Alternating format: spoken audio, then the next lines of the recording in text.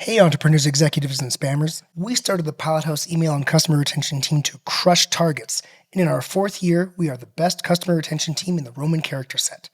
We use campaigns to fire up the addresses you spent so much money to acquire and build effective automations that keep your engagement window fat and drive value that you can amortize over years.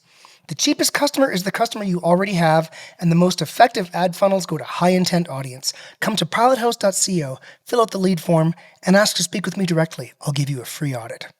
Back to the show.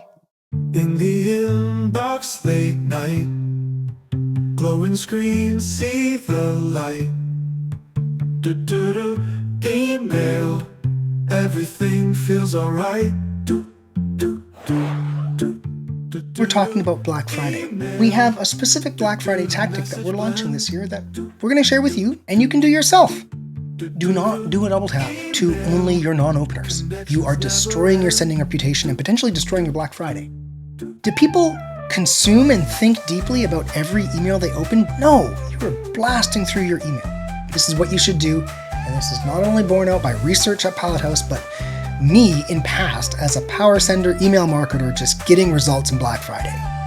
Here's what you do if you're feeling saucy.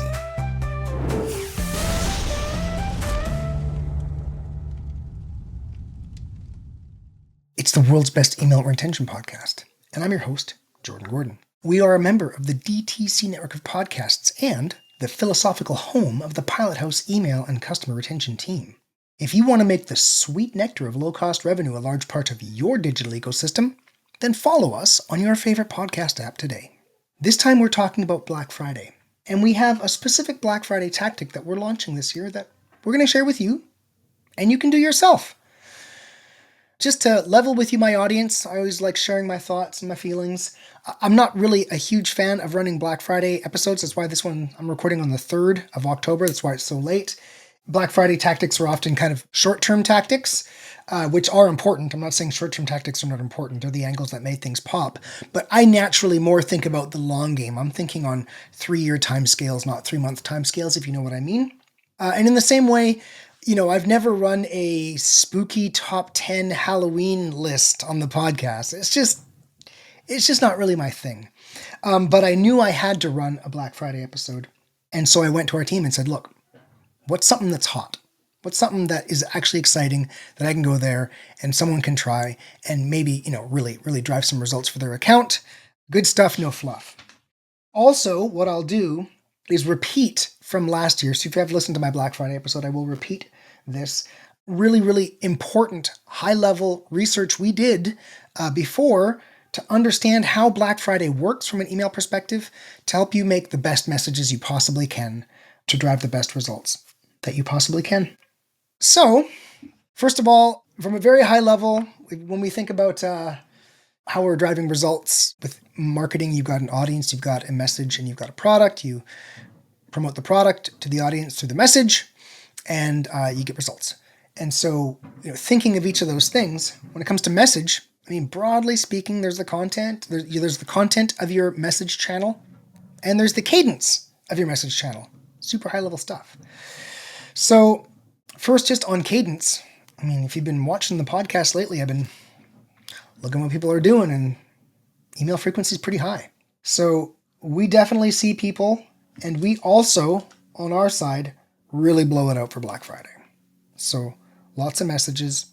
I did just show you, just on the Urban Outfitters episode, how you should think about increasing the volume of contents you're producing by creating a simple template that has, maybe text over some kind of actual solid color that's over top of an image, or create a very kind of neutral background that you can have text over with a image that you can swap out. So you might maybe take an image and fade the background image, and then you can swap out another image with the same fade. And because of that fade, the text over image stays strong.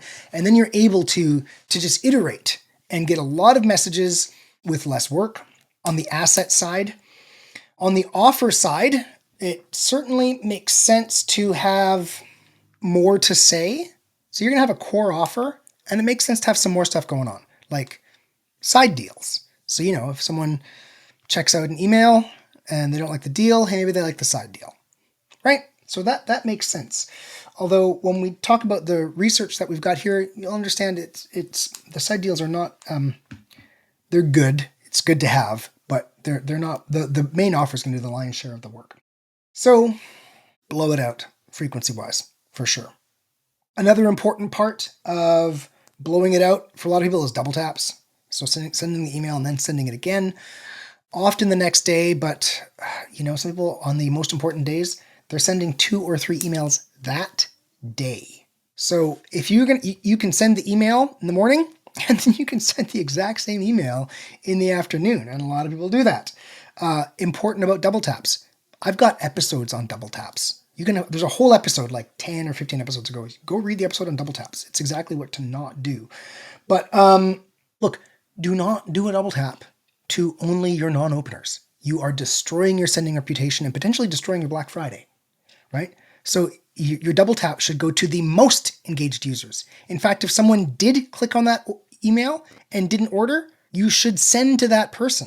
Don't be like, oh, they're definitely aware of the order because they clicked. I don't want to resend to them. No. They actually engaged. So your double tap starts with the clickers and then expands as you want to grow the audience.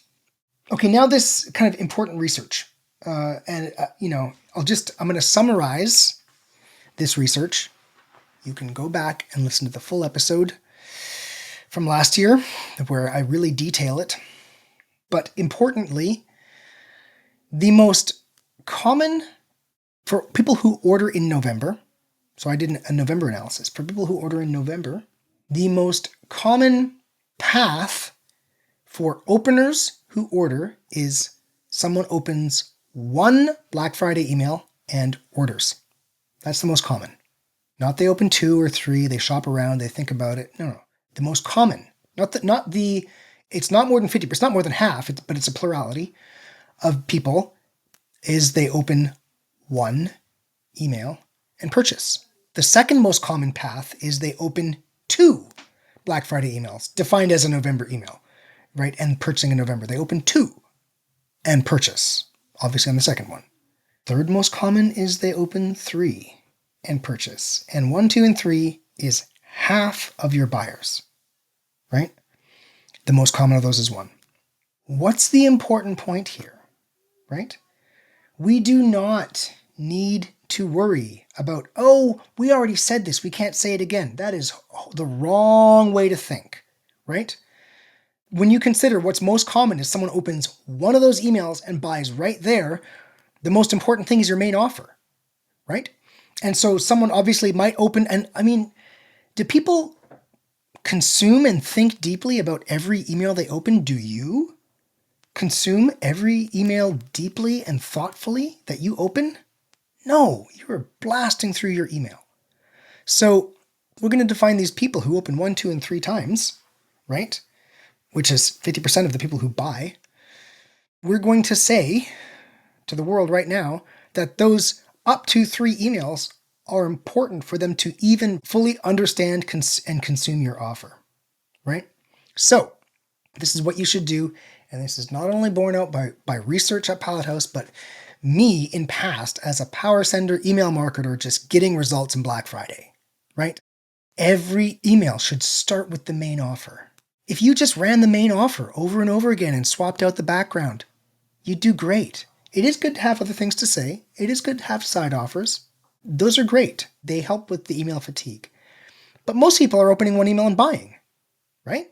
So that means every single email, here's the crux, you must look at every single Black Friday email and assume that if someone opens that email, it is the only Black Friday email they will open. So that must be built to sell them on your whole Black Friday experience. That each email must be built to do that, right? And again, someone might open 2, a lot of people open 2 and purchase. You need the second one to reinforce the idea. They probably read it and they're like on the bus or with friends or whatever, and just boom, they're off, and they didn't really fully think about it. We need more than one impression to drive results. In fact, if you work in advertising, we need multiple impressions to drive results. When I was in school, it was 7. You needed 7 impressions to convince a consumer to buy. Now it's actually 20. Why? Because impressions are cheaper now. Like if you're doom scrolling, the value of each individual impression is much lower. You need to drive more impressions. So think about email that way, right? If you make 20 emails, every single email must be built assuming that is the only Black Friday email that person will see, and build it to convert as if they have no idea what your Black Friday offer is. That is how you must do this, including the subject lines. So you're going to be thinking to yourself, oh, these subject lines all look the same. They're kind of boring. Doesn't matter. Just show them the offer. Just explain the offer as clearly as you can every single time. Don't be afraid to use repeats. I mean, if you find after 4 emails that one subject line really, really drove it home, use the subject line again. Okay, now for a cool little tactic to give a try, right? Additionally, from past episodes, let me just say that generally our finding is that stocking the pond works. So buying leads in October and converting those leads in December works, because leads in October are much cheaper than new buyers in December. So having a handoff from ads to email, where you get the cheap leads, give them to email converts them as buyers in November, you are going to get a cheaper buyer than if all those buyers you had to pay the full buy campaign price, right? And you've probably got separate kind of audiences inside of your socials platforms, inside of Facebook, Instagram, whatever. And so you can try to convert that audience, that lead audience, through email, through exclusions early on, and then shift them, later on in the month, shift them into the main pool and try to convert them at full price. So there's obviously talk to your media buyer, find the right strategy, but this generally works. Another important piece of feedback from past, just giving you all the best stuff that we know works. The revenue per session does not increase that I've seen later on in the month. So I have heard people say some people wait for Black Friday to see if better offers are going to show up. And I'm sympathetic to that. Hey, what if the offer gets better? I'm not going to buy now. I'm sympathetic to that. But I don't see the revenue per session for email increasing later on in the month, which means if you get someone on the site on November 1st, you're making just as much money as you get them on the site November 28th or whatever. So obviously, the sooner you get them on the site, the better. And basically what that means, when you really run through it, is the earlier you start your Black Friday, the better. Bottom line. So tons of emails, really boring subject lines, repeat the offer, start early, as monotonous as possible. Maybe you understand why I don't enjoy putting together Black Friday episodes or spooky top 10s for Halloween, is because it's actually just a dirty little secret. The more boring your Black Friday email program is, the better. Good graphics though. Have beautiful emails. And so if you're going to find excitement in the design. Oh my God, look at how good these emails look.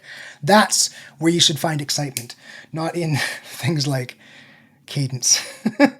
If anyone ever does find excitement in Cadence.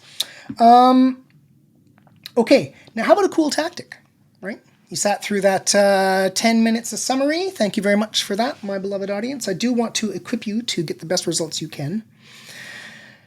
We talked last year about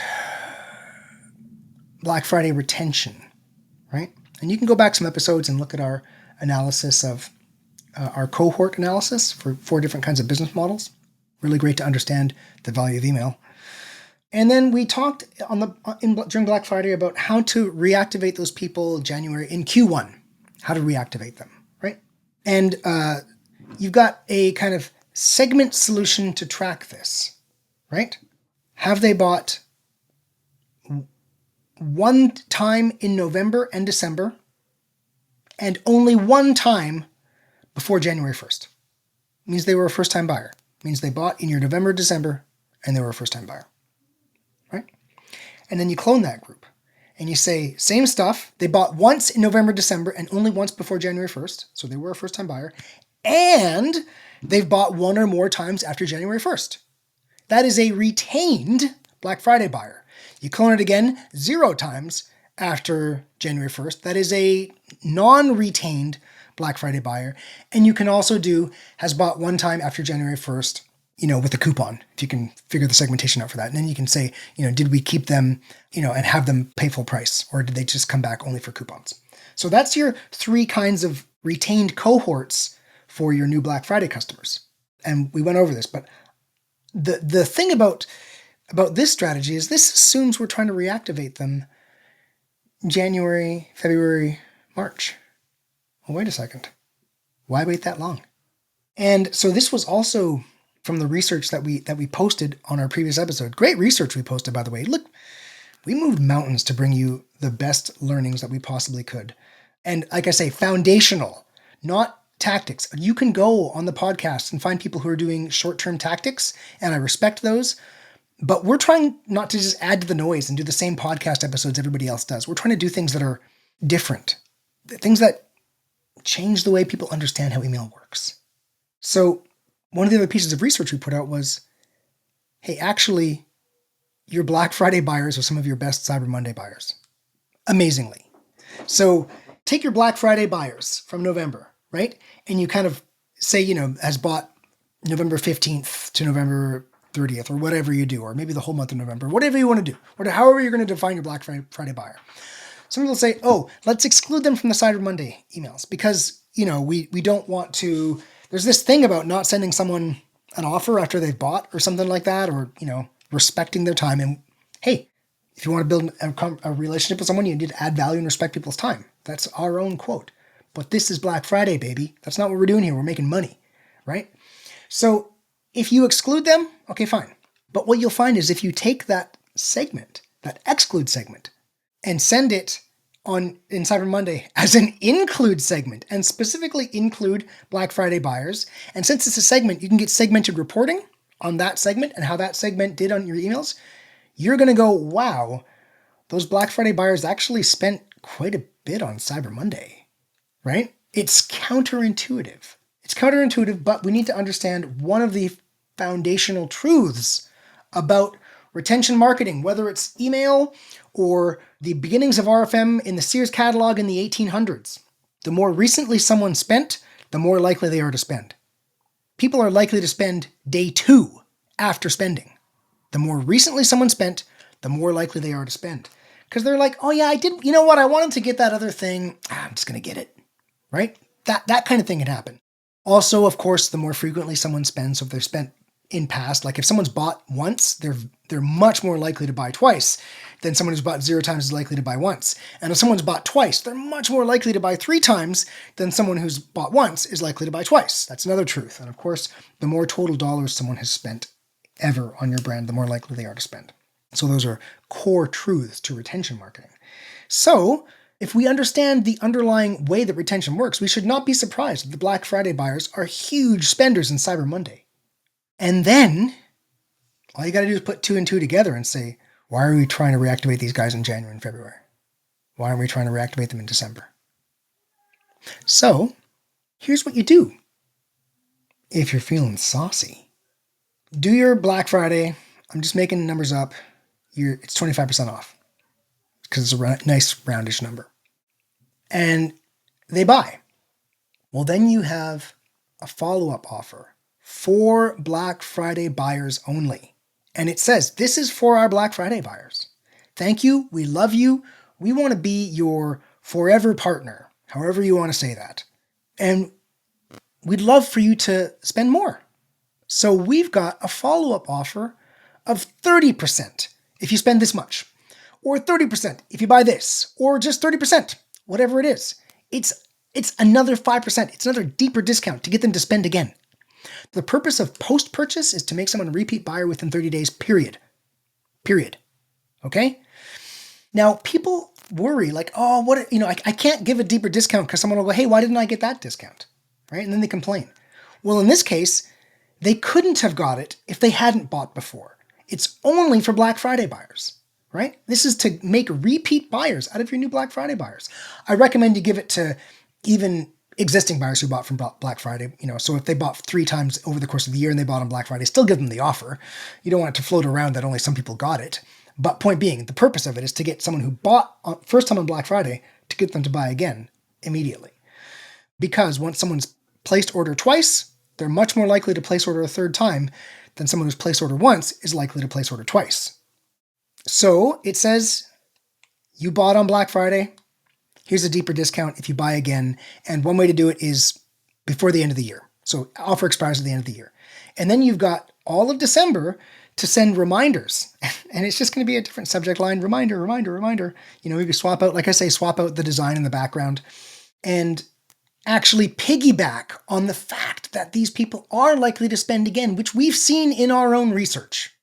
And then you will have to update the segments the Black Friday tracking segments that I just discussed to be has purchased 1 or more times in December so that you're no longer tracking new Black Friday buyers. You can still do the last segments and track the new Black Friday business. This is just has bought 1 or more times in November and December because you're actually trying to get a second purchase. So you got to do 1 or more. And then has placed 0 times after January 1st or 1 or more times after January 1st. And so now you are tracking the first time and the repeat buyers in this month and seeing if you've reactivated them after January 1st and kept them throughout the year. You can also break it down even more. I mean, it depends on how cute you want to get here, but you can say people who came in November, did they reactivate in December on this offer? Did they reactivate January 1st after? And really understand how these promotions are working. I mean, there's obviously a diminishing return on analysis. You don't want analysis paralysis. And a lot of the cohort report in Shopify is great. I use it all the time. You just go and see if people have made a repeat purchase. I just look at quarter 1. Did I get someone to repeat within the first quarter? Period. So what we're doing here should improve your Shopify cohort report, right? And that's what you want to see. That's your source of truth. When someone comes in, do they buy again in quarter 0? Do they buy again within the same quarter that they purchased, or within 3 months? Did they buy again within 3 months of purchasing? And that report tells that. Yeah, kind of a cool idea. Bottom line, the second you have your Black Friday offer available, you should expose it to anybody who's put a hand up for Black Friday. This is another tactic that we discussed last year, so let me just reintroduce it here so we can get the full picture. So I'm doing, hey, get on our Black Friday VIP list, and we're doing like an SMS, right? Hey, we want to generate SMS. So we got an email, and the email says, hey, get on our Black Friday VIP list, sign up for SMS, right? And that puts them in the VIP list for SMS, and also is a hand raiser for them to be VIP for email as well, right? You can also ask for it for email, whatever. But point being, get the list. Get your Black Friday people. If you've got the offer available, you can have the offer available for when you send that out. And the second they put their hand up and say, yeah, I want the offer, immediately send them the offer. Right then and there. If it's November 2nd, then it's November 2nd. If it's October 19th, then send it on October 19th. Send them the offer because they're on their computer right now, on your site, thinking about shopping. So send the offer immediately, right? And then they're in your Black Friday buyer list if they buy. And then this December 1st, send them you're a Black Friday buyer. Here it is, 5% less. Please become a repeat buyer. We love you. Push that alongside of all your other stuff. Make them a repeat buyer then. And then think about your tactics for getting them to repeat purchase in January, February. And one of those tactics might actually be using the segments I just described as excludes. Because you might want to exclude someone who has who has got 2 Black Friday offers and then repeated with a coupon. You might be like, these guys are just bargain hunters. I mean, maybe you want to just use that as, it's up to you.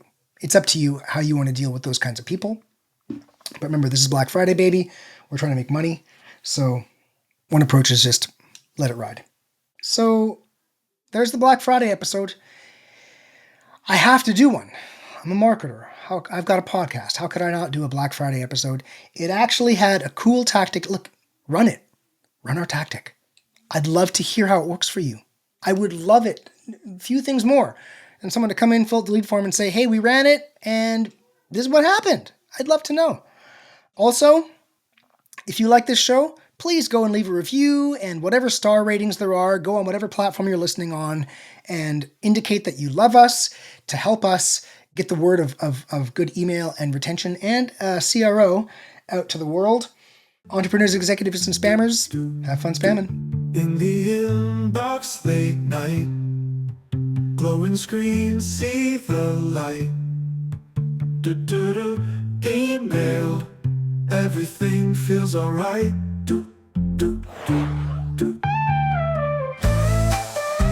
Hey entrepreneurs and spammers, remember, you can't scale without email, and the cheapest customer to acquire is the customer you already have. So please subscribe to the world's best email and retention podcast and learn how to make low-cost revenue a big part of your digital ecosystem.